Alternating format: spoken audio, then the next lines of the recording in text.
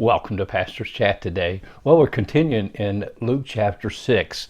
We're talking about this wonderful message that Jesus preached after he came down from the mountain, had a great multitude around him, but it says that then he lifted up his eyes toward his disciples, there in verse 20, and said, so he's primarily addressing his disciples, and he says to them, and to the multitudes we believe that are all around them, blessed are you poor, for yours is the kingdom of God. Blessed are you who hunger now, for you shall be filled.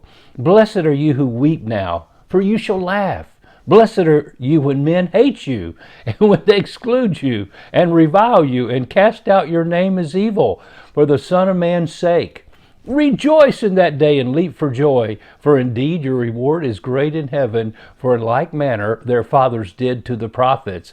And so we're talking about in this message through the rest of this chapter, Jesus is talking about our attitudes toward circumstances, our attitudes toward people, our attitudes toward ourselves, and lastly, our attitude toward God.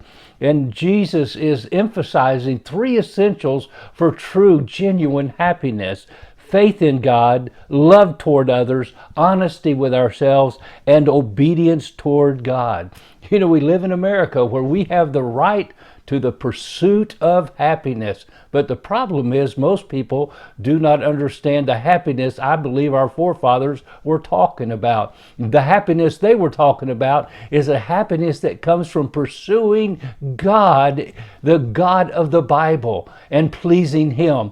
When you pursue that blessedness, that happiness, I'm telling you, my friend, you find genuine happiness. But it's not really what matters. What really matters is not what happens to us. What really matters is how we respond to it, our attitude toward it. And Jesus is talking about that. So you can imagine these people, they're hearing the message, the disciples are up close, they're listening carefully, they're being prepared, they're being trained for ministry and living a Christian life that'll change the world. And they hear Jesus saying, "Blessed are you poor."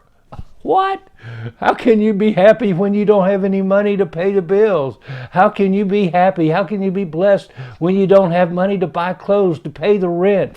It shocked them, no doubt. Blessed are you that hunger. Many of these people were hungry. They'd come long distances to be healed by Jesus and to listen to Him. And they're hearing a message that's just the opposite of what they would have expected. You see, today, most people in America believe happiness is having things. Happiness is having more money, people knowing you, having a greater following on Facebook, being well known. But my friend, that's not what Jesus was talking about. And so you can see how the Lord is literally turning things around and telling them true happiness does not come from having things. Matter of fact, when He said, "Blessed are the poor," Matthew, in his gospel, expounded on this or extended this to say, "Blessed are the poor in spirit, for theirs is the kingdom of heaven," in spirit, not just poor money wise. Jesus is talking about an inward spiritual poverty that when we recognize it,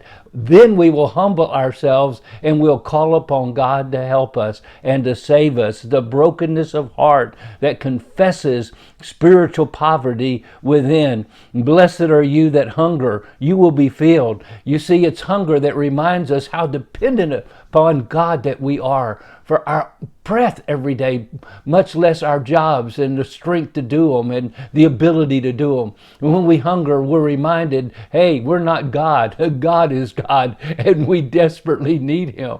Blessed are you, He says, goes on to say, when you're persecuted, well, when you weep, for you'll laugh.